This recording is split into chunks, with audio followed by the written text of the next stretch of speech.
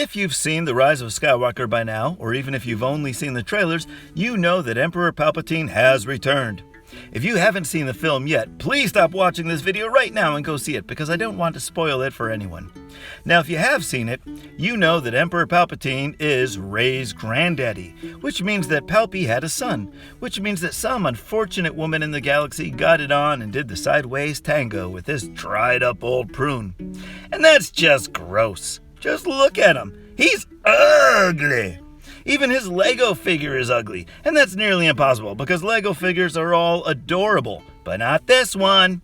Anyways, a lot of people have been speculating about who this woman was, and after thinking long and hard about it, I think I figured it out, and she's been right in front of us this whole time. Sheev's secret love mistress is none other than longtime fan favorite Mara Jade. Now, I know what you're thinking. Wait, but she was with Luke Skywalker. In fact, they got married and even had a kid named Ben together. Well, yeah, that's true, but I'm sorry to say that Luke was dipping into Sheev's sloppy seconds. No!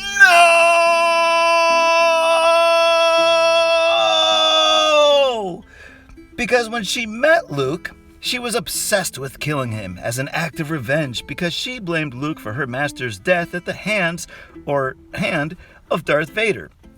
You see, Mara was known as the Emperor's Hand, his secret apprentice that he had been training and brainwashing since she was an adolescent. The books and comics portray her as being absolutely loyal and committed to Emperor Palpatine, obeying his every command, fulfilling his every whim. It makes perfect sense that if Palps, who was evil and greedy to the core, had a hot teenage girl willing to do, well, anything at his beck and call, well, I'm sure that as crusty old Sidious saw his teenage female apprentice develop, not just in the Force, but also physically, his perverted old yellow eyes took notice and he used his power over her to take advantage of the situation. Good. Feel my seed flowing through you. Ew! Okay, now I know what you're also going to say next. But Mara isn't canon anymore. And you're right. She was introduced in the Expanded Universe, Now Legends book trilogy by Timothy Zahn. But you know who was also from those books? Grand Admiral Thrawn. That's right, the same Grand Admiral Thrawn that Disney has resurrected from Legends limbo simply because he was very popular with longtime fans. If Disney would bring back one popular character from the Zahn Trilogy, what's to stop them from bringing back the other wildly popular character from the same books? Now lastly, is this even possible? Let's take a look at the official Disney Lucasfilm timeline and do the math. Mara was born 18 years before the Battle of Yavin, or A New Hope. Rey was 19 in The Force Awakens, which takes place 34 years after A New Hope.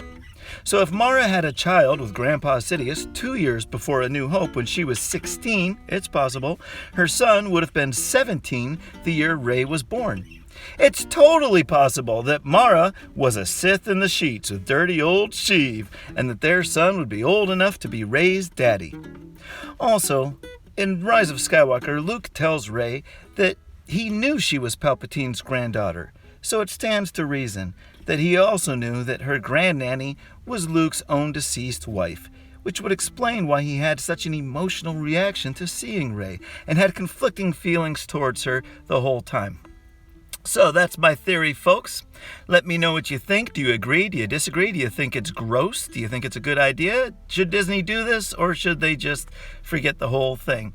Let me know down in the comments. If you like this video, then do click like and subscribe. And let me know if you like this video, if you want me to do more videos like this. I usually do guitar-related videos, but I can do a lot more like this if you like it. So that's all I have to say for today. Have a good one. Happy New Year, and see you next time. Bye.